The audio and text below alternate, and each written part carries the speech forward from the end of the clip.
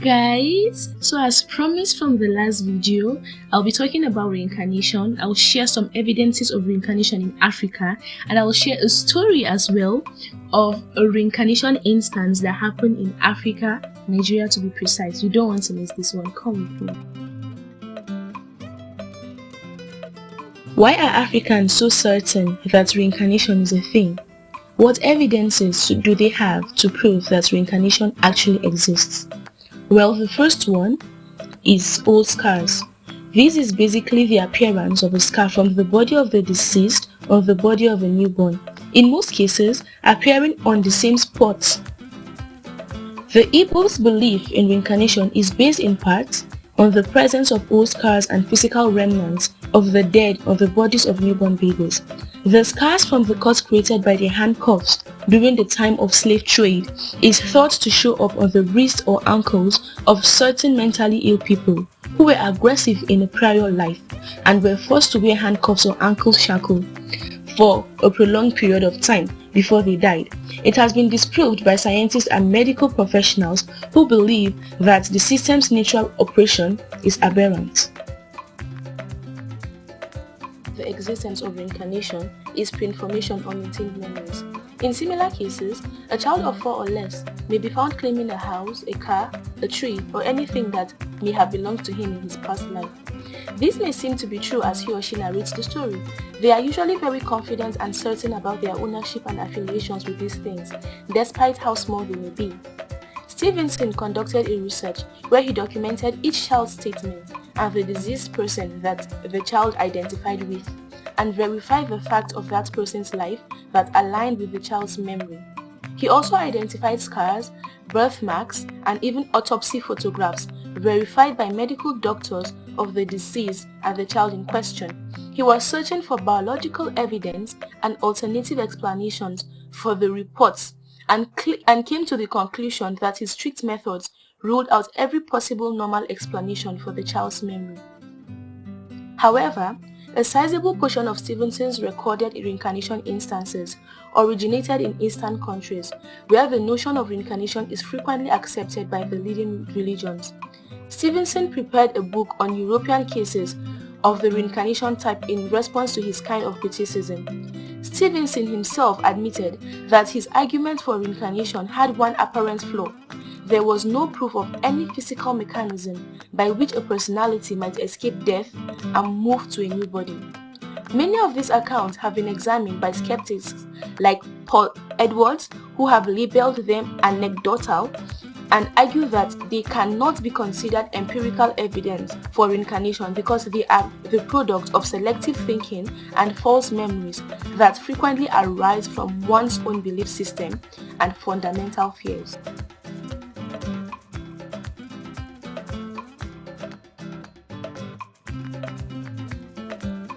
Third evidence of reincarnation in Africa is resemblance and behavior. It happens frequently that a kid born to a person will either resemble the grandfather or grandmother, both facially and behaviorally. In contrast to what is known as a gene in medicine, they believe that genes are transferred from parents to kids in this situation, disproving the idea of reincarnation.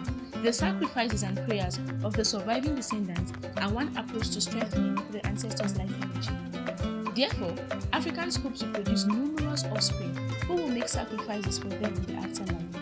The force of the ancestors pours into the sacrifices through an inverse process.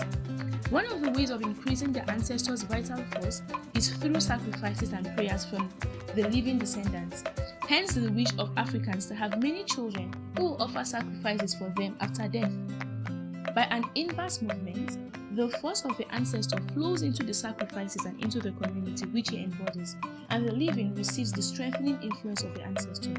The whole weight of an extinct race lies on the dead, for they, for the whole of the time of their infinite deathlessness, miss the goal of their existence, that is, to perpetuate themselves through reproduction in the living person. It is the life-giving will, or the ancestor's vital influence, or secretion of vital force on his current dependence.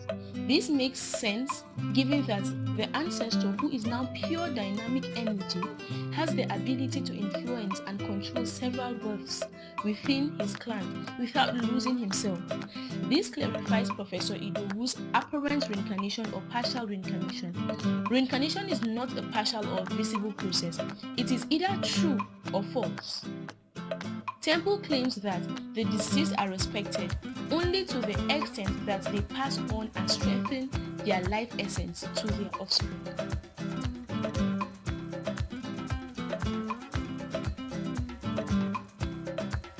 There are lots of convincing yet scary stories of reincarnation where kids will talk about who and what they used to be in their past lives. I'll be sharing one of the stories to give you a mental picture. Ngozi Uduji was born without the bottom portion of her left forearm in 1968. Her body was covered with black spots that seemed to be born, but they cleared up after about a week. She was recognized as the reincarnation of her uncle Ogbonna Irego, who had died in 1968 during the Biafran War, which is Nigerian Civil War. Based on these physical indications and the diviner's proclamation, when government soldiers allegedly used napalm to bomb Ogbonna's bicycle repair shop in the local market, he was there tending to business as usual. Ogbonna was among those slain in the attack. His corpse was charred and his left arm was left either hanging or completely severed. Ngozi informed her paternal grandpa that she was Ogbonna when she was around 2 years old. She was put to the test when her grandfather asked her where Ogbonna's tools were.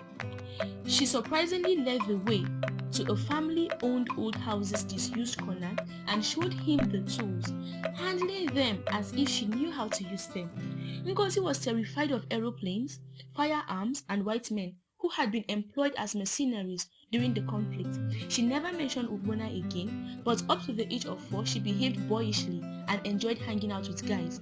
But unlike other females who claim to have been boys, she never sought to dress like a boy, and by middle childhood had abandoned her masculine identity and preferred the companionship of other people.